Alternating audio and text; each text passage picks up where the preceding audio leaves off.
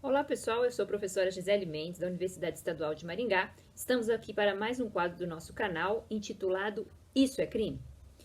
Pois bem, no episódio de hoje do quadro Isso é Crime, do nosso canal Professora Gisele Mendes do YouTube, nós vamos nos perguntar se constitui crime o ato de prevaricar, a prevaricação, e também os crimes de responsabilidade do presidente da República do Brasil.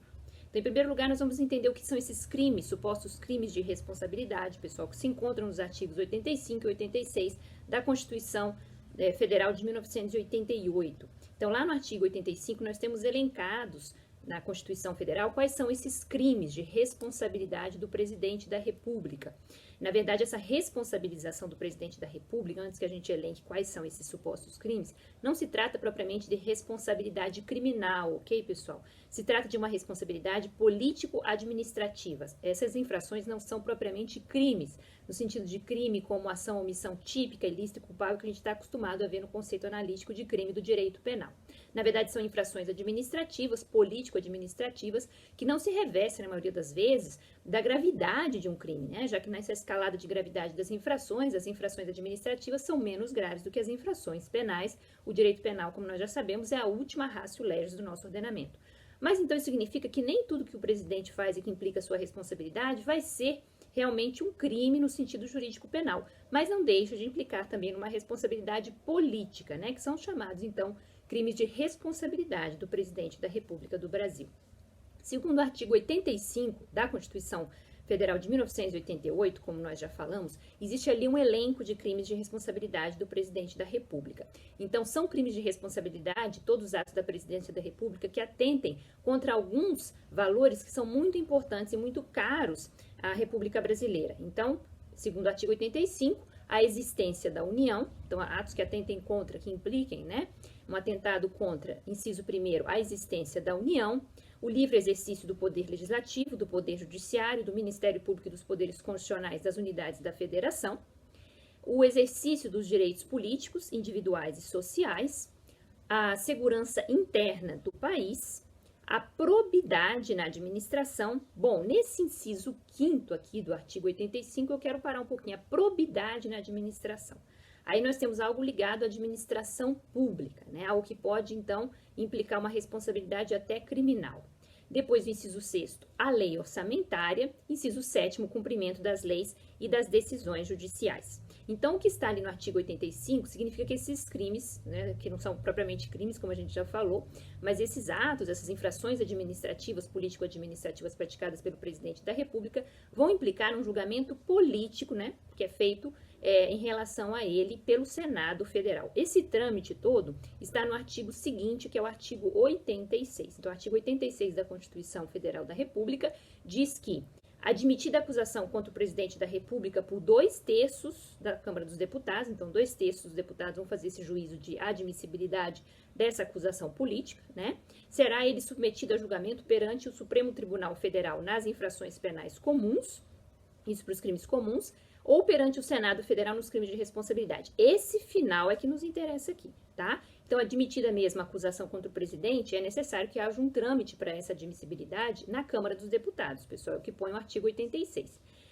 São 2/3 dos deputados, é muito mais do que a maioria simples, e aí nós vamos ter que há uma divisão. Se são infrações penais comuns, das quais o presidente da República está sendo acusado, a gente sabe que nem sempre vai ser, então o julgamento vai acontecer perante o Supremo Tribunal Federal. Se são infrações político-administrativas somente, então o julgamento acontece perante o Senado Federal, com a presidência do presidente do Supremo Tribunal Federal, como nós vamos ver. Então há uma divisão aí. Nem tudo que o presidente vai fazer nos crimes de responsabilidade implica necessariamente um crime, na maioria das vezes nem o é. Sendo um crime comum, vai para o STF depois da admissibilidade de 2/3 da Câmara dos Deputados.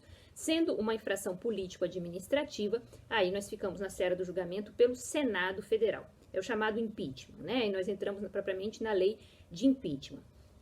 O artigo 86 continua falando desse procedimento. Então, vamos ver. No parágrafo 1º diz assim: o presidente ficará suspenso de suas funções. Inciso 1º, nas infrações penais comuns, se recebida denúncia ou queixa-crime pelo Supremo Tribunal Federal. Então, ele fica suspenso de suas funções. E 2, nos crimes de responsabilidade, que são os que nos interessam aqui, após a instauração do processo pelo Senado Federal. Então, ele fica suspenso das suas funções, o prazo é de 180 dias, né? E se depois ele fica afastado completamente de suas funções de presidente da República, há 180 dias, 6 meses para julgamento, seja no STF, seja perante o Senado Federal. E se esse julgamento não acontece, então ele pode, depois de 180 dias, recobrar as suas funções, ok? Então, nesse caso, nós temos que o prazo para julgamento, seja em um caso ou no outro, é de 6 meses. Bom, essas infrações político-administrativas, né, os chamados crimes de responsabilidade, que são o que nos interessa aqui no vídeo, eles, na verdade, estavam dispostos numa lei muito mais antiga, que é a Lei 1079, de 1950. A Lei 1079 é a lei do impeachment, né? É uma lei que trata do impeachment não só do presidente da República, mas também de ministros de Estado, de ministros do Supremo Tribunal Federal, de governadores de Estado e tudo mais. Então, ali todo um procedimento judicial para o julgamento, né, das pessoas que eu elenquei a respeito de infrações político-administrativas, né? Então, nós temos que, em relação ao presidente da República, no caso de infrações político-administrativas consideradas crimes de responsabilidade, que não são propriamente crimes, né? O julgamento vai acontecer presidido pelo ministro presidente do Supremo Tribunal Federal, mas na seara ali de um tribunal político que é o Senado Federal, certo? E também apenas quando 2/3 desses senadores votem de forma favorável à responsabilidade do presidente da República, é que ele vai propriamente ser condenado e afastado de suas funções de forma permanente. Então ele perde o cargo, é um dos efeitos políticos, vejam que não é uma pena, né, mas a perda do seu mandato como presidente da República, e como consequência também que costuma estar associada a isso, é a perda dos seus direitos políticos, né, por um prazo determinado, geralmente 8 anos. Então ele fica inelegível, ele não pode votar nem ser votado, não tem nem capacidade ativa nem passiva eleitoral. Mas isso aí também nem sempre está associado, às vezes só acontece a perda do cargo e não também a suspensão dos seus direitos políticos por um determinado prazo. É um julgamento que é presidido pelo ministro-presidente do Supremo Tribunal Federal, mas que acontece numa casa política que é o Senado Federal.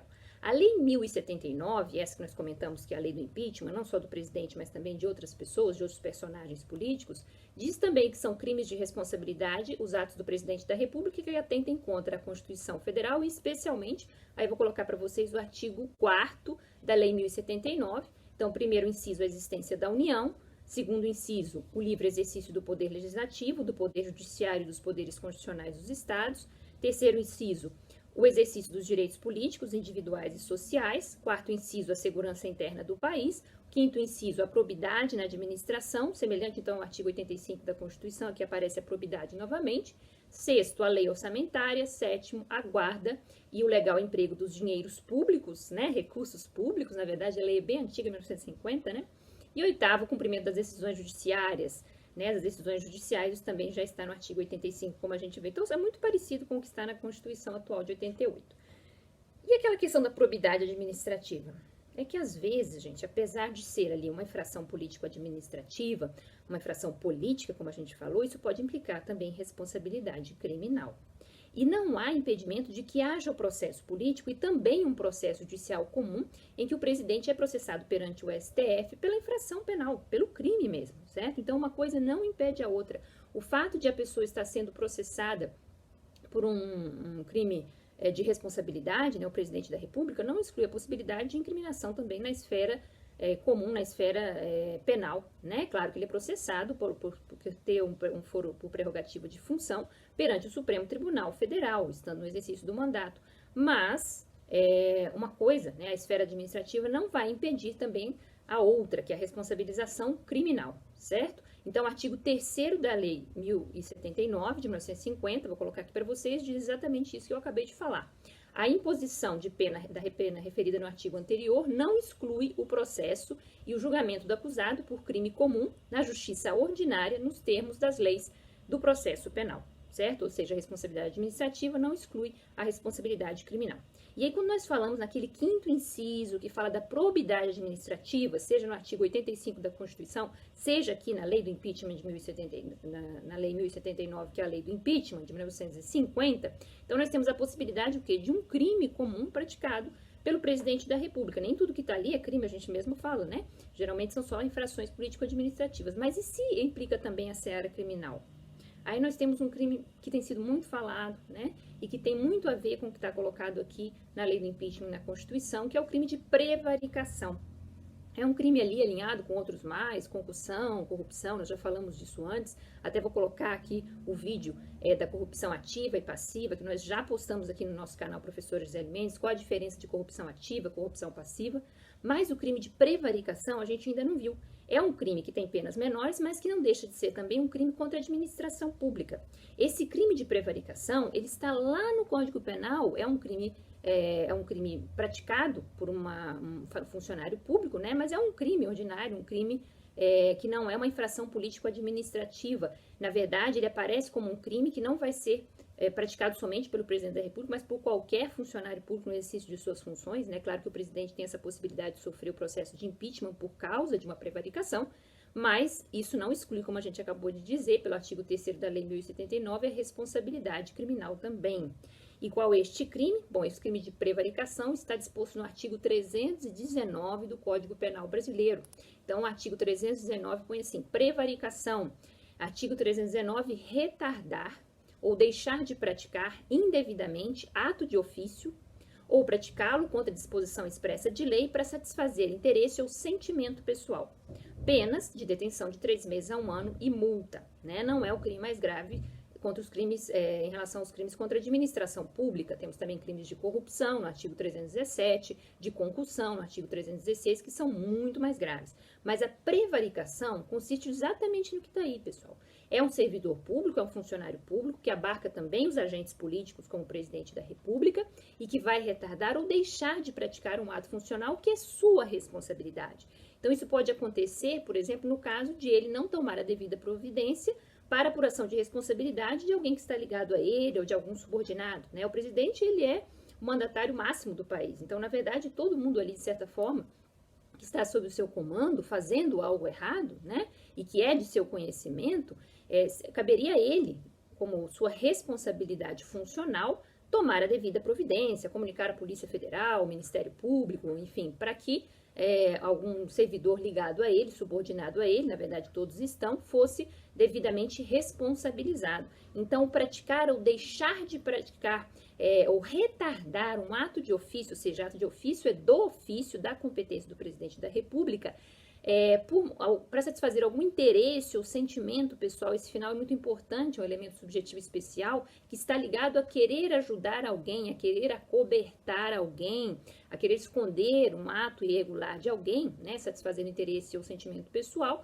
é a típica prevaricação. Então, prevaricar, prevaricatio, vem lá do direito romano, do latim antigo, que é justamente cambalear, andar com pernas tortas, né, um crime que existe desde a antiguidade e está ligado realmente ao funcionário público, que não presta atenção, que faz vistas grossas a coisas erradas que estão acontecendo. Isso inclui também o presidente da República do Brasil, ok? Bom, e a corrupção, professora? Qual a diferença de prevaricação e corrupção? Nós já falamos de corrupção aqui no nosso canal, ativa e passiva, mas é claro que a situação pode chegar a uma corrupção também, que é um crime muito mais grave que a prevaricação. Vamos colocar aqui o artigo 317 do Código Penal também, infração penal, tá? Que diz respeito à corrupção passiva. A corrupção passiva é aquela do servidor público, que recebe vantagem. Então, o artigo 317 diz solicitar ou receber para si ou para outrem, direta ou indiretamente, ainda que fora da função ou antes de assumi-la, mas em razão dela, vantagem indevida ou aceitar promessa de tal vantagem. Nesse caso, as penas sobem para 2 a 12 anos de reclusão e multa. A corrupção passiva é um crime muito mais grave do que a prevaricação somente, né? Então, ali é o servidor que ganha, que pede, que solicita propina, algum tipo de vantagem que não seja só pecuniária, mas geralmente são vantagens pecuniárias, podem ser também imóveis, carros, enfim, vantagens, em troca de fazer algo errado ali, algum favorecimento dentro da administração. Mas vejam que aí tem que ter a prova de que se está recebendo algum tipo de propina ou vantagem para que o servidor responda por corrupção. Então, a prevaricação é fazer vistas grossas, né? É um erro, não tomar as devidas providências, e a corrupção ainda é pior do que isso, é fazer algo errado, mas em troca de propina, de alguma vantagem econômica ou não.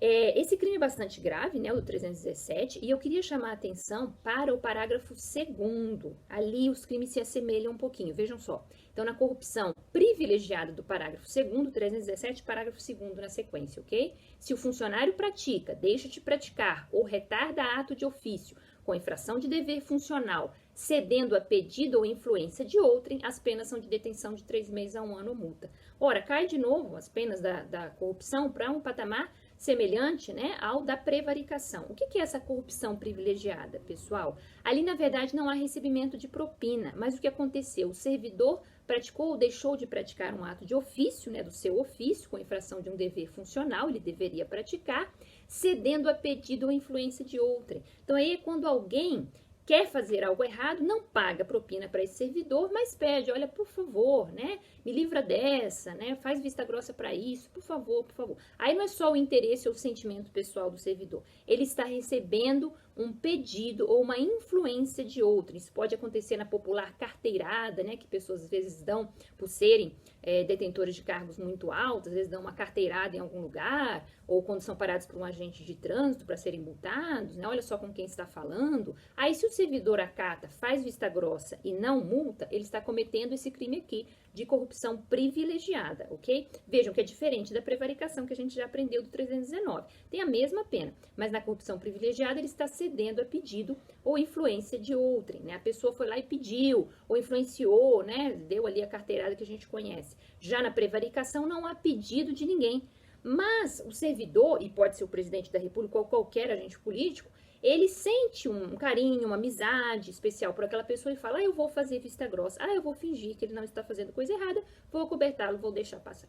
Isso é a popular prevaricação, ok? E a prevaricação, além de ser um crime aqui, né, do funcionário público, um crime comum, mas na verdade é um crime especial dentro da linguagem do direito penal, só cometido por funcionários públicos, mas é um crime, uma infração penal comum, não é um crime de responsabilidade, ela se encaixa bem naquela situação de ser um crime, né? Nós temos aqui o 319 do Código Penal Brasileiro e nós temos lá um crime de responsabilidade do artigo 58 da Constituição Federal e da Lei 1079 de 50, que é a lei do impeachment, porque atenta contra o quê? A probidade administrativa. Nós temos no artigo 37 da Constituição todos aqueles princípios, legalidade, impessoalidade, moralidade, publicidade e eficiência. A moralidade, a probidade estão ali, né, como princípios da administração pública, princípios constitucionais da administração pública, que todo servidor deve obedecer, seja ele transitório, seja ele efetivo, seja ele remunerado ou não, seja ele um agente político que tem mandato ou não, né, um servidor de carreira, todo servidor público deve obedecer esses princípios e atentar contra a probidade administrativa. Pode não configurar um crime, mas por si só já daria lugar a um processo de impeachment. E se chegar efetivamente a configurar um crime, como esses crimes que nós acabamos de ver, corrupção, prevaricação, aí sim também poderá implicar uma responsabilidade penal perante o Supremo Tribunal Federal, ok? Então esse foi o nosso Isso é Crime de hoje, espero que vocês tenham gostado. Deixem aqui o seu like, compartilhem esse conhecimento, inscrevam-se no canal Professor Gisele Mendes do YouTube e nós voltamos proximamente com mais quadros aqui no nosso canal Professora Gisele Mendes. Muito obrigada e até a próxima.